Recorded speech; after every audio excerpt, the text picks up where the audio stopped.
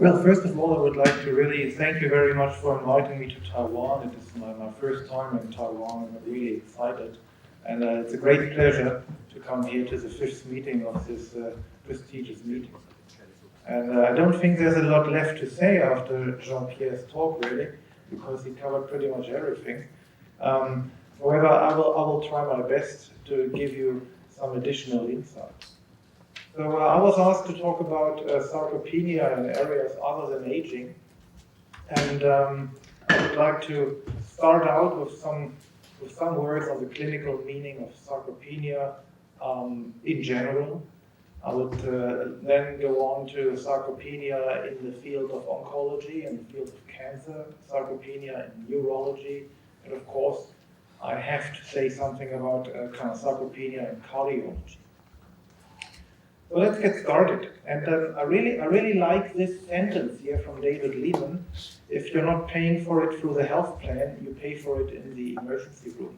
And I think there's a lot of truth in that. So we have to consider our patients with sarcopenia, our patients with wasting disorders early. We have to catch them before they arrive in the emergency department. So I think the clinical problem is always the same. We're talking about patients who cannot exercise, we're talking about patients who fatigue easily, and we're talking about patients who get short of breath when they exercise, they have difficulty climbing stairs, doing minimal effort. So this is kind of setting the stage where we are. And I then looked at the publications for sarcopenia, which can be found in PubMed. And I don't think I have to tell this audience where the word sarcopenia comes from and that it was coined back in 1989 at a meeting in Albuquerque. And you can see that after that, there has been an increase in the number of publications. So the first publication really appeared in 1993, using the word sarcopenia as a title word, which can be found in PubMed. And in the last year only, there were 595 publications that had the word sarcopenia as a title word. So I think there's a growing interest in the field of sarcopenia, and there's a growing interest also in the research arena with regards to sarcopenia and with regards to understanding sarcopenia. Some of you may know that I'm one of the editors, or I'm editing the Journal of Cachexia, Sarcopenia and Muscle, which we started to publish back in 2010. And my hope was really that there would be a tremendous increase after we kind of started our journal and the publications. But you can see only the small red top of the columns is our publications in our journal. So I think the most of the sarcopenia publications are in other journals as well. There seem to be some other journals interested in sarcopenia. And then there was an ICD code for sarcopenia in 2016, and you may have seen the editorial in the Journal of Cachexia, Sarcopenia and Muscle, with John Morley being the lead author on that. Welcome to the ICD code for sarcopenia. So I think there were a number of instances that really sparked more interest in the field of sarcopenia, and I was trying to only highlight a few. So when you look at sarcopenia, there is a differentiation now between primary and secondary sarcopenia. And the secondary sarcopenia is, well, something that has to do with an underlying disease. I know there's still a lot of debate ongoing, and maybe many of you will not agree with the idea of secondary sarcopenia. However, I feel that using one word, sarcopenia, and not different terms, because this may make things more difficult. So I prefer to have one term, and I like the term sarcopenia actually. And as you can see, there might be an etiology of sarcopenia or secondary sarcopenia because it might be due to cancer, to chronic heart failure, chronic kidney disease, COPD, of course, neuromuscular diseases, chronic infection, and all these kind of underlying disorders. But you will see that all of them share one common pathway, which is catabolism. So catabolism means that you're losing protein, that you're losing what Jean-Pierre just said. Muscle is one of the main energy depots of the human body, and this is what can be easily mobilized in cases of need. And, of course, there is primary sarcopenia, sarcopenia due to aging, due to senescence. But you're also aware that there is a huge number of different terms that have been proposed or is in use by some physicians and researchers. Sarcopenia, of course, is only one. You can state muscle wasting disease. You can say myopenia, dynapenia, cratopenia. They all may play a role. I personally believe we should have at least one term that we all use. Maybe this would make the world more easy for us, and to give other people outside of the geriatric arena also an understanding of what we're talking about. You may have seen this paper in the Journal of Cachexia, Sarcopenia and Muscle, which was published only a few weeks ago. A Time for Action, Sarcopenia, a society position paper in which we also propose to primarily use primary and secondary sarcopenia as terms in general use. Now, what does sarcopenia mean in daily life, in daily clinical routine? And what it means is patients who are sarcopenic, they have reduced physical activity, fatigue, weakness, which leads to sarcopenia or worsens sarcopenia. And there is increased risk of frailty with increased risk of falls and fractures. And this leads again to hospitalization. So Christina Norman from Charité Medical School in Berlin, I used to work there before I went to Göttingen. She looked at population-based health surveys and the cost associated with sarcopenia. And for example, data from the Haehling study that included patients who were older than 60 years, patients who had low muscle mass, they had an increased risk of cost. And for males, this was $860 per year. For females, this was $933 per year. Looking at the SHARE study from the Czech Republic, those who had low muscle mass had almost double the cost for yearly healthcare expenditure than those who had normal muscle mass. As you can see, 1,100 euros as compared to 560 euros per year, only healthcare expenditure. And this is a study now from Taiwan, the Elderly Nutrition and Health Survey, including patients who were older than 65 years. And you can see that those who had low muscle mass had an annual cost of 3,800 as compared to 1,800 euros of those who have normal muscle mass. So there's an increased healthcare budget required for patients who have low muscle mass because they require more care. This is also true for hospitalization costs. If you look at the first study here from Portugal, a prospective study in general hospital patients, 650 patients, and you can see that sarcopenic patients, they had a cost of 3,100 euros per year for hospitalization as compared to 2,100 euros for those with normal muscle mass.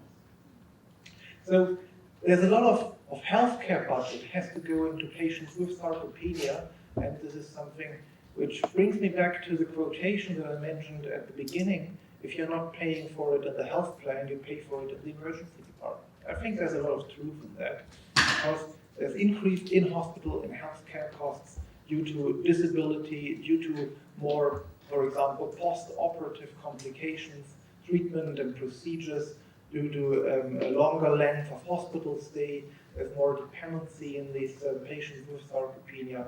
There might be more admissions to ICU wards and the like. Now, looking at the different fields we are talking about, looking at, for example, oncology or patients with cancer. And you can take almost whatever analysis you want. Sarcopenia increases morbidity and mortality in patients with cancer. This, for example, is an analysis that was published already a few years ago. And you can see that among those 470 patients with stage 1 to 3 breast cancer, sarcopenia was present in 16% or at 75 patients. DEXA was done at baseline, and you can see that those patients who had sarcopenia had a very increased mortality rate. And you can see that the Kaplan-Meier curves are splitting already at 4 years of follow-up. So we're talking about, in breast cancer, we're not talking about, an oncologist recently told me that in breast cancer we're talking about a chronic disease rather than a killing disease. And this now is a frightening sign that we see here, that the Kaplan-Meier curves are splitting here at 4 years of follow-up when patients are being sarcopenic. Now looking at mixed population of patients with cancer, again this is data from Berlin, looking at 440 patients with different types of cancer, and you can see that sarcopenia was present in 27% of these patients, and the age at study inclusion was between 60 and 95 years. So these were elderly patients with cancer, with a normal body mass index, however that hand grip strength of sarcopenic patients was, well, not surprisingly lower than that of non-sarcopenic ones. And you can see that almost 65% of patients were in stage 4 cancer. So advanced cancer in most of the patients, and all of them were elderly. And again, you can see after only 1 year of follow-up, the Kaplan-Meier curves for survival are splitting early. So patients who are sarcopenic with different types of cancer, they have an increased risk of death. And you can go on looking, for example, at this Cox proportional hazard forward, stepwise forward analysis.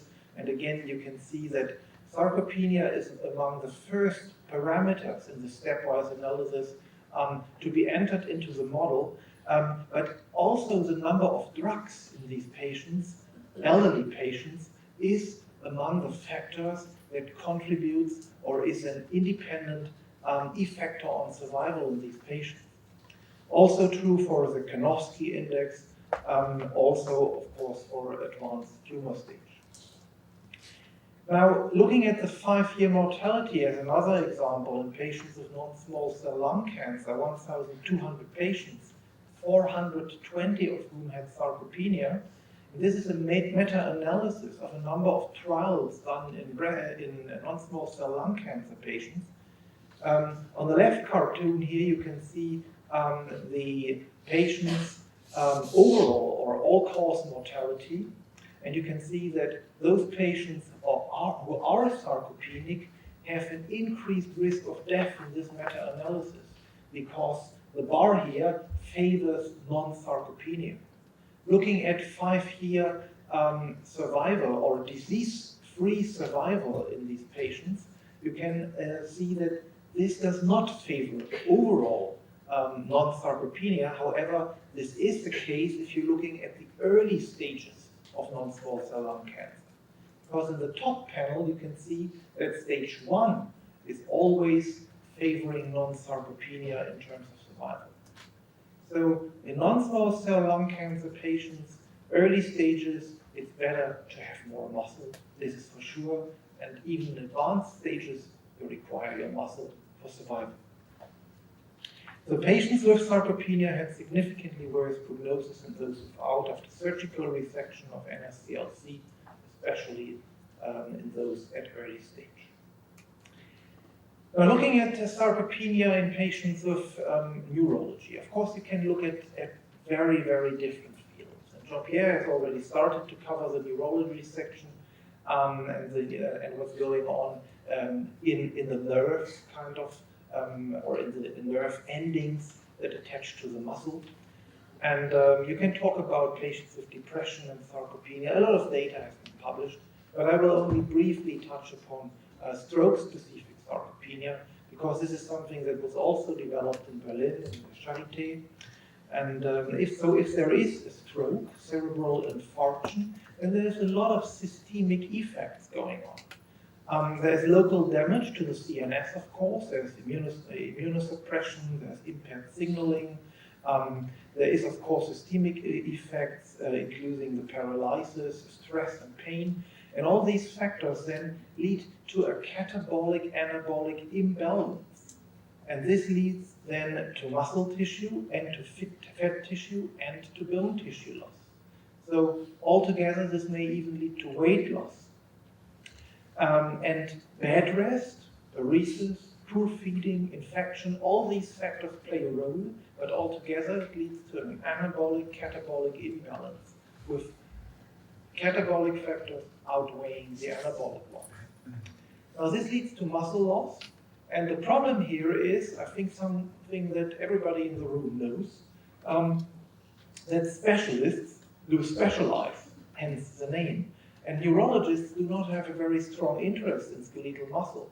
Neurologists have mainly an interest in the brain, and maybe in the spinal cord, and maybe in the nerve endings, but not so much in the muscle or whatever is beyond the nerves. And muscle structure, metabolism, and function are therefore poorly investigated in patients after stroke. And the other problem is that the normal assessments do not really work, because after stroke it is difficult to ask a patient after stroke to walk 6 minutes up and down the corridor. Simply not possible, unless it's only like a TIA. Motoric function in stroke is impaired twice, because there's a global effect on muscle function, and there is a lateralization effect due to the stroke. A range of classical assessment tools may not work, 6-minute walk, stair climbing power, kind of traditional geriatric tests, or standard treadmill exercise, or physical performance battery testing. They all may not work in such a setting, and in a patient with a severe neurologic disorder. The well-defined tools specific for use in stroke are needed, because they're simply not really available.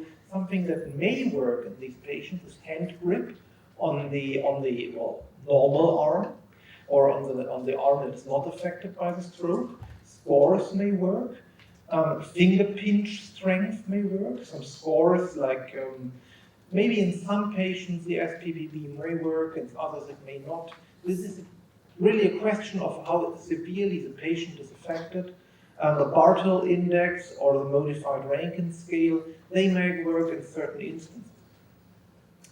So, in one model, Jochen Springer from our group in Berlin, he used to be in Göttingen as well, he occluded the middle cerebral artery, the MCA, in the mouse model. And after 60 minutes of occlusion, of course, there was a reperfusion injury. And the infarct size now that developed was a significant predictor of the weight loss that these animals developed. Because what you can see here is there's a very strong correlation between the percent of weight loss and the infarct volume in these mice, 7 days after stroke. And an assessment of body composition showed that in those animals affected by the stroke, the delta lean mass was severely going down, particularly in the animals after the stroke. And the gastrocnemius and the heart rate, they both went down severely in those animals after stroke. And this calls for a systemic effect going on in these animals. Now, looking at myostatin expression, something Jean-Pierre also talked about as kind of a prototypical anti-anabolic peptide, you can see that in those animals after stroke, myostatin expression went severely up. Same is true for proteasome activity, and the same is true for caspase activity as mediators of muscle atrophy, as mediators of muscle mass going down. So this again is a systemic effect that we see in several cardiovascular and other catabolic disorders, including not only cancer, but also, for example, you take chronic kidney disease, CKD. This is the same situation. These patients do have a catabolic disorder, and this catabolism leads to muscle loss. This muscle loss then fuels sarcopenia development, which goes on, of course, because due to the aging, of course, but it is then again fueled by other catabolic actions. Weight and muscle changes after acute stroke was also investigated by Wolfram Dohner from Berlin, and he looked at stroke patients undergoing rehab and a follow-up, continued rehabilitation up to 1 year. and looked at hand grip, bioimpedance analysis, and gait speed. And what he found is that the modified Rankin scale went up, and it was particularly significantly different in those patients who had weight loss. And it was as such that 20% of patients developed cachexia. So they developed weight loss to an extent that fulfilled the criterion of cachexia. So these patients have difficulty walking, and because of their bad rest or because of their inability to mobilize, they are losing weight, and the first thing they're losing is muscle and not fat. And those patients who were cachectic, here depicted in red, they were the most likely to lose their hand grip strength. Now, of course, we have to cover sarcopenia and muscle wasting in cardiology, and with this is the last section of my talk, of course the most important one for me as a cardiologist.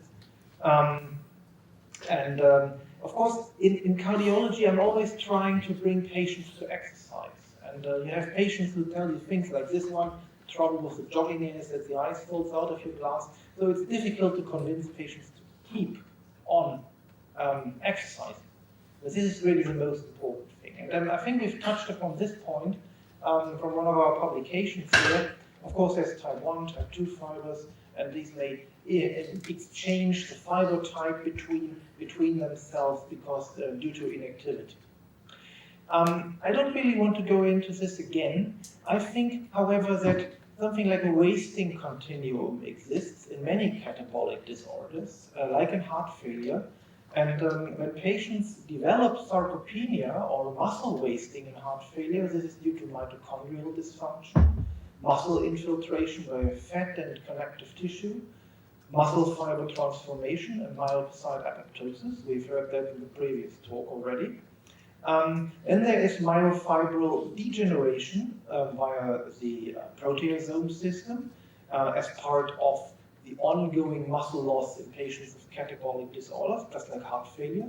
And this may finally lead to cachexia becoming prevalent because sarcopenia is not associated with weight loss, cachexia is. So the more severe the catabolism develops, the more severe the tissue loss may become. Now, we have investigated, together with one of my MD students, Susanne Schulster, we have investigated in a large cohort of 200 patients with heart failure who were ambulatory on an outpatient basis. We tried to figure out how many fulfilled the criterion of muscle wasting and sarcopenia. And we found that 19.5% of our 200 patients, they had sarcopenia criteria fulfilled. So 20% for a patient group that was not even 70 is much too many. And so heart failure seems to contribute to fueling muscle wasting because it's a catabolic disorder. And you can see that the hand grip strength was decreased in those patients, just like the quadriceps strength was. Patients took longer to walk 4 meters, and they did cover a shorter distance in the 6-minute walk distance once muscle wasting or sarcopenia was present. And these patients were more sick. Their left ventricular ejection fraction was altogether lower, and their peak VO2 value, which is our standard of objectively assessing exercise capacity on the treadmill or on the bicycle using a mask and, of course, ventilation capacity of O2 and CO2, this was severely decreased in those patients who had muscle wasting. And we looked at predictors of low peak VO2 value, and there were the usual suspects like age, like gender, of course, because usually men have higher values than women, which is part of the physiology because men have more muscle. New York heart class, atrial fibrillation, all these were predictors of poor exercise capacity, but even after adjusting for all the comorbid factors in heart failure, we found that sarcopenia, muscle wasting, is a factor that independently is associated with poor exercise capacity.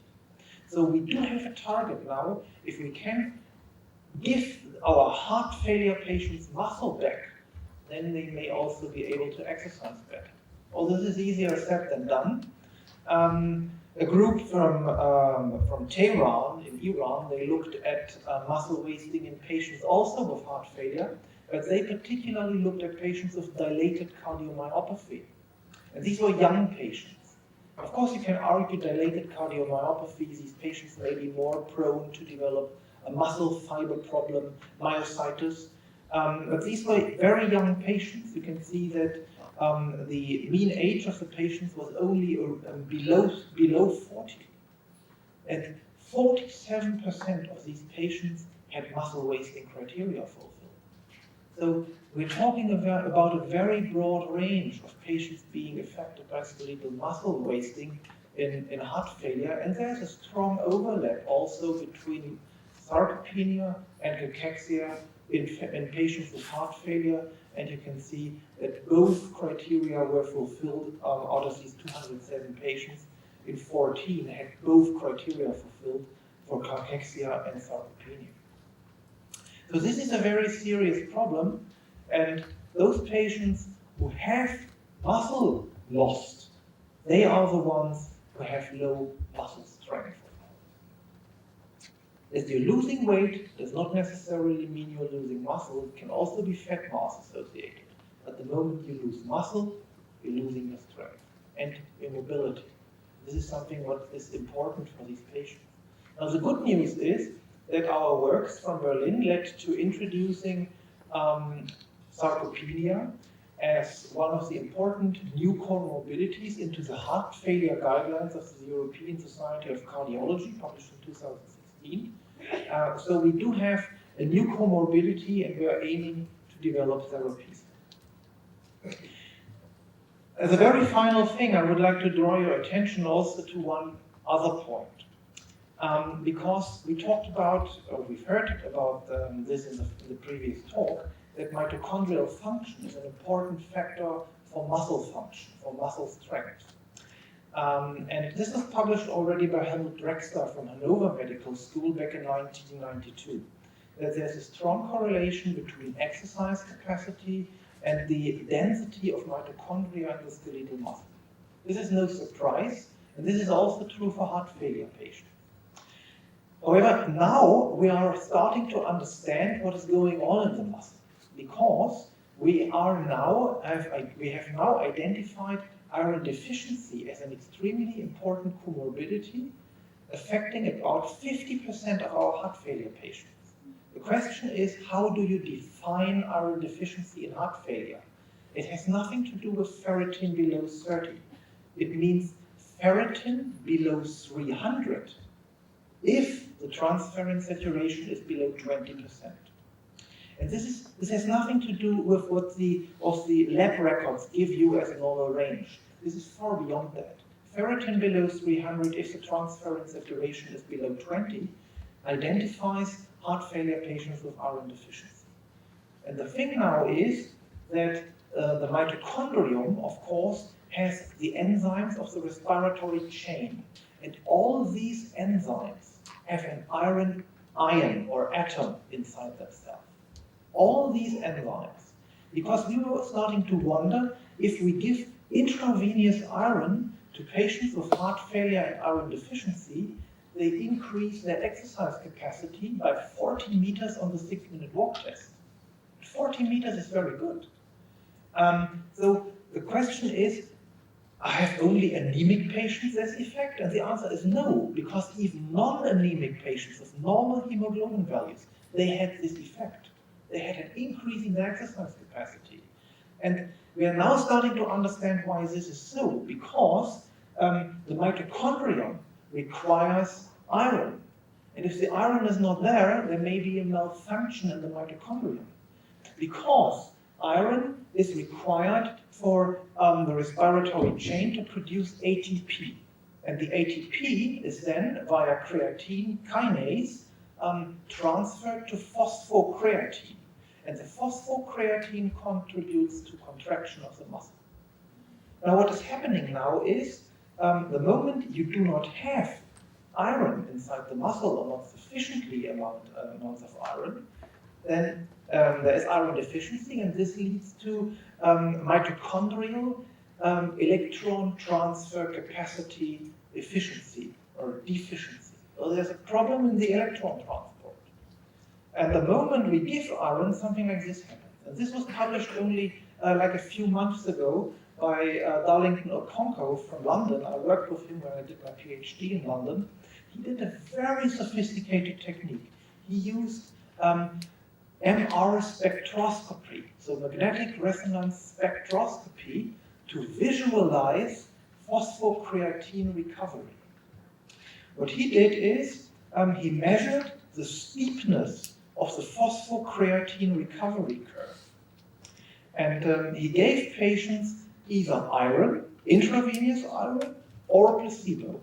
And here you can see is that the phosphocreatine half-life recovery was decreasing, so the ATP was recovering faster when the patients had sufficient amounts of iron. So I think this is something extremely curious pathophysiology mechanism.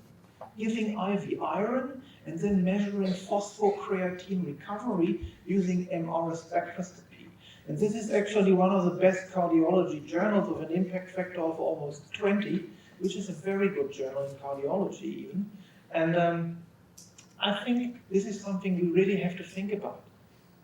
Do all the geriatric patients have iron deficiency? Who of them does? Maybe they need iron for their skeletal muscle. With this, I would like to come to a close. Well, of course, sarcopenia and muscle wasting are common across medical specialties, and I've only given you a few examples here. Sarcopenia does increase healthcare expenses, does increase healthcare expenditure. It is an independent predictor of poor exercise capacity and associated with poor survival. Specific therapies are necessary, and I think this is something we will discuss later on in the conference. And well, to consider it is always worthwhile, because as geriatricians, of course, we think about sarcopenia. I can tell you cardiologists do not. There might be something special for some reason, I don't know why. With this, I would like to thank you very much. Always watch what you're eating, and thank you very much. And I'm looking forward to any questions you may have. Infusion, you see the effect on phosphocreatine recovery. But is there any risk that those iron might cause higher oxidative stress? We know that iron catalyzes free radical generation. Well, the thing is, if I only had known that I would spark such an interest in iron deficiency, I would have covered the whole story. What we know is you should not give intravenous iron during infection, because it may kind of trigger the infection, because it provides substrates for bacterial growth.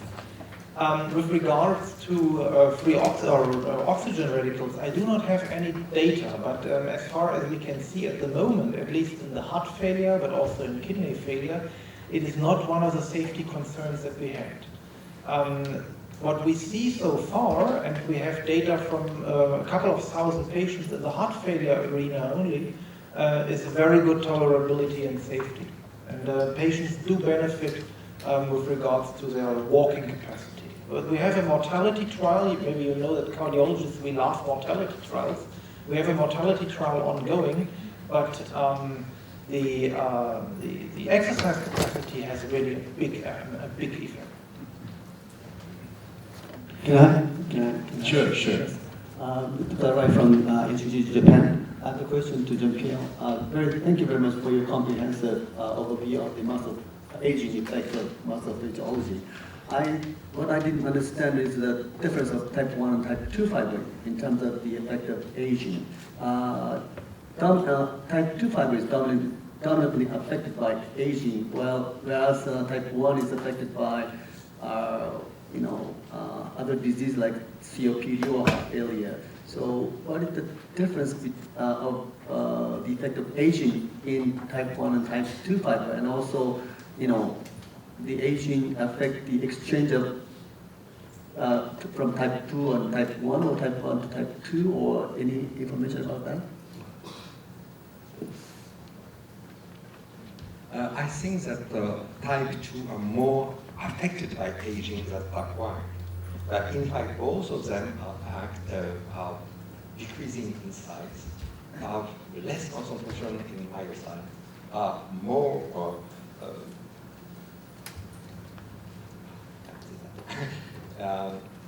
are not in the same way. They are affected by, type 2 is more affected in aging than type 1.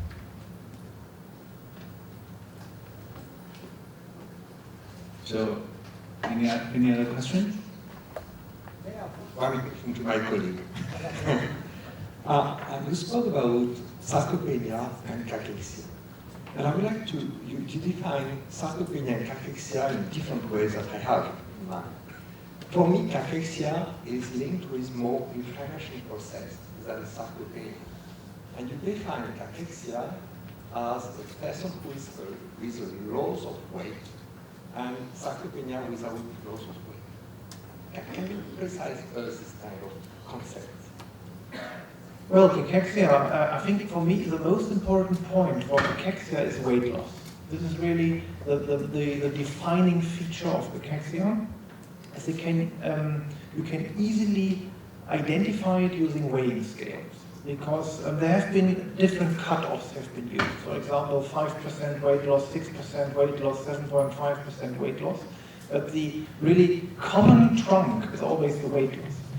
But this again means that even a person who weighs 100 kilograms, like many of my patients do, who loses 10 kilograms and still weighs 90 kilograms, is still overweight, but cachectic because of the catabolism.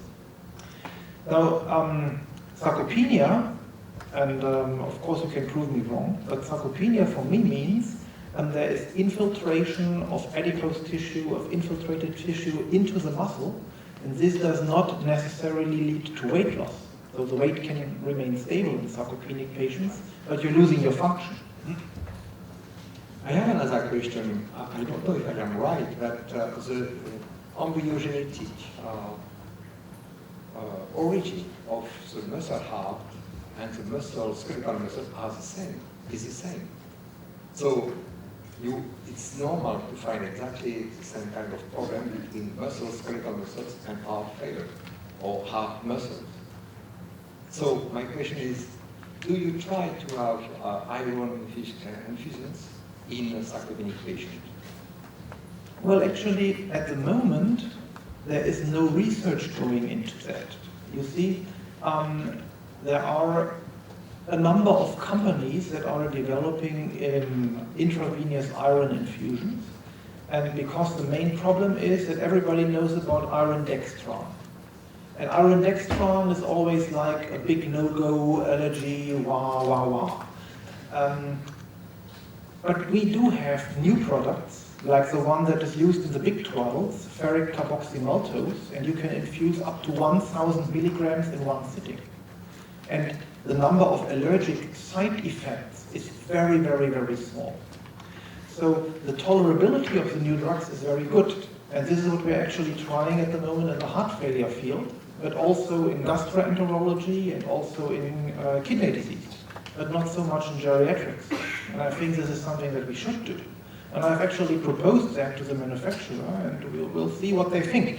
But the thing is, I think even at the moment, there's a possibility to use IV iron products in geriatrics because there are heart failure patients. There are gastroenterology patients. Geriatrics is like all internal medicine unified. Okay, thank you. Yeah, I have a question.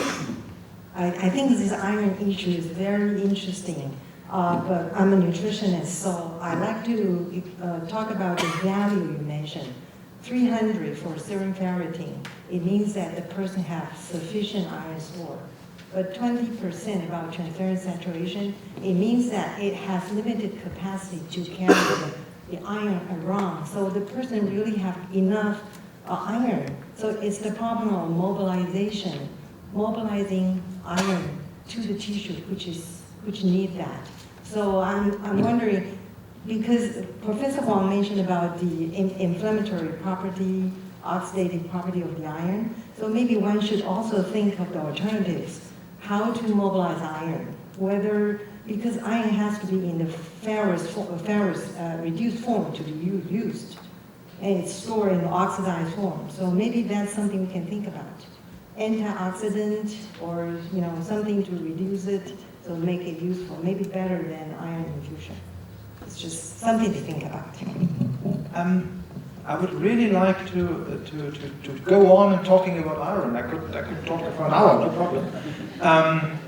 But I think the most important point about the cutoffs that I've given you is that we have two different types of iron deficiency. The one is absolute iron deficiency, where there is no iron in the body. The other type is functional iron deficiency. And this is a consequence of inflammatory activation, because what it leads to is, it's trapped in the reticuloendothelial system cells and cannot be mobilized. The curious thing is, and you're right with that, the curious thing is these patients do benefit when they are given iron. For some reason, or whatever reason, I cannot tell. We are thinking of long term, whether it's a long run it's super bad. So if you mobilize it, it's better than providing more. I agree with you on that. But when we talk for heart failure, and we talk about heart failure patients, we have patients who have a survival rate of 50% at 5 years. We're talking about patients who have one foot in the grave and the other on a banana peel.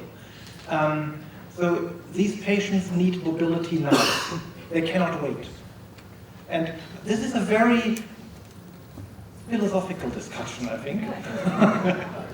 And I don't want to go onto very thin ice here. But as far as we can see, we have data now from 10 years back, and the tolerability seems to be very good for these patients. And what a clinical routine tells us is they may even require iron infusions every 6 months. But this is not a closed chapter, really. Okay. So is there any question or comment?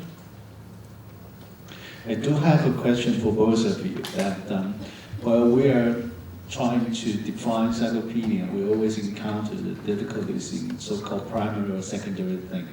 That we don't like secondary sarcopenia. But in the development of either disease or sarcopenia, usually sarcopenia is comorbid with most other chronic conditions, with repeated acute exacerbation and recovery. So how do you suggest us to perform appropriate assessment for sarcopenia diagnosis among patients who had a lot of multiple comorbid conditions, either in stable or in acute conditions? This is a very tricky question. Maybe you have an answer. I will answer it. I was part of the first definition of sarcopenia by the European Working Group. In fact, we differentiate 3 types of sarcopenia at the time. The first one is primary sarcopenia linked to age. I have to say, firstly, sarcopenia, secondary sarcopenia, which are now defined quite well by you. The second one was sarcopenia linked to malnutrition. And the third one was primary sarcopenia linked to age. So we have these 3 categories. You mentioned only 2 of them, primary and secondary. And I think that malnutrition is so acting on the muscle that probably we are also losing of it, and not only of disease. My question is that usually when we're seeing a patient, they have multiple, you don't see a senior person without any disease. And of course, malnutrition is highly related to sarcopenia, but usually malnourished conditions can be associated with multiple chronic conditions as well. So all those things all happen together. So yeah, that's our challenge for the age-related type. That's quite easy, that we try to simplify the condition to define it. But what about in the real practice? That's a huge challenge for us. So any feedback for both of you? I think the most important point for me would be that a patient receives a diagnosis of sarcopenia in the first place. And if it really reaches the diagnosis list of a cardiologist, there would be a lot achieved. This would be really my primary aim. And it doesn't, for me, at that stage, it wouldn't even matter if primary or secondary, if it would be only mentioned, because this is something that only rarely happens. And we can then do the academic next step and try to identify what is secondary, what is primary. For me, the one thing that is important is we call it sarcopenia, and full stop. And because there's so much terminology debate, and I'm sure that John Morley is about to throw a tomato at me or something. But this is an ongoing debate, I know that. But you know, I'm a simple-minded cardiologist, so my excuses for that. But I think we can only reach the great arena if we're not using too many terms. Okay. So, yes, please. Thanks for both of your talks, they were fantastic. Would I be right in saying that all the evidence that we have on the mechanisms of sarcopenia to date, that the clearest one is motor unit remodeling and the lack of it in sarcopenic patients? So we know deinnervation, reinnervation goes down with age, and then when we hit a threshold, it's been shown in sarcopenic patients that it's the failure to reinnervate those motor units, and that's where strength loss precedes mass loss. And then when you talk about secondary sarcopenia, it seems to me that it's clear that it is the systemic inflammation, and you're getting more protein degradation than you are synthesis, what you mentioned. So I think the mechanisms for both are different. The primary mechanism, I think, for primary sarcopenia is motor unit remodeling, the lack of reinnervation of the muscle fibers. When you hit a threshold, more risk of falls, fractures, hospitalizations. And then secondary sarcopenia is to do with this chronic inflammation or systemic inflammation that you get. So I think going forward, the mechanisms to measure these are going to be completely different. So it's important that we outline to future researchers that it is different mechanisms to look at, because otherwise we'll confuse it and confound the issue. Would you agree with that?